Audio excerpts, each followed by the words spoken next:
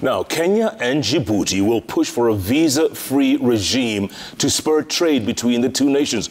Our two countries will also review their airspace agreements to allow direct flights in order to exploit and further expand investments. Well, these were part of agreements reached today when President William Ruto met his counterpart Ismail Omar Gulleh at the presidential palace in Djibouti.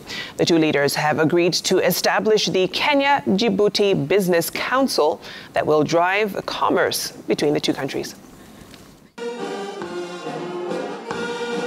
President William Ruto met his host, President Ismail Omar Gulleh, at the presidential palace in Djibouti, where the discussion to scrap off visa requirements to visit the two countries was held.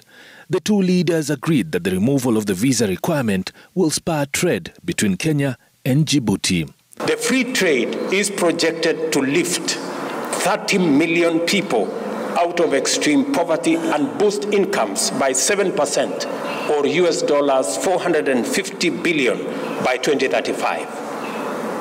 This is the magnitude of what typical Pan-African collective action can achieve, and we are only getting started. The two leaders also agreed to have a joint tourism circuit to promote the hospitality industry. This, they said, will be done through the resumption of air transport between Nairobi and Djibouti. I've today informed my brother, President Gulleh, that we will not only make it possible for people holding diplomatic passports and services passports to come to Kenya without the need for a visa, but I have also extended it to all the people of Djibouti, even those holding ordinary passports. On his part, President Gulleh noted that peace within the region will help countries to make strides and attain the anticipated transformation of Africa.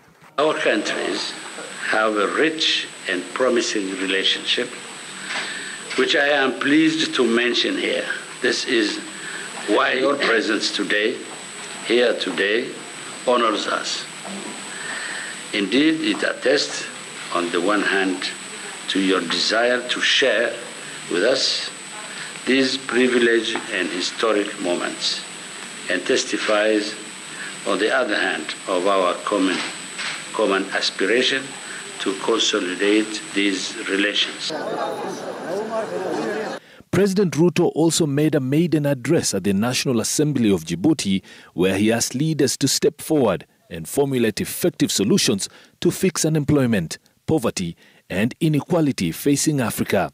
He said it is time aspirations of the continent are put at the center of the world's interests. It is difficult to avoid concluding that in terms of development financing architecture, the global system is rigged against African progress. It is our role,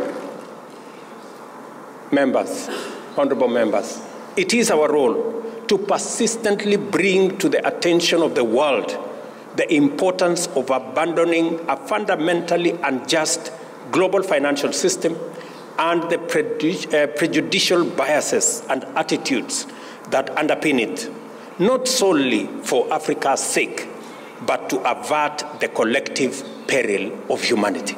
President Ruto has maintained that Africa cannot continue to blame its past for its failures. Nimrod Tabu, Citizen TV.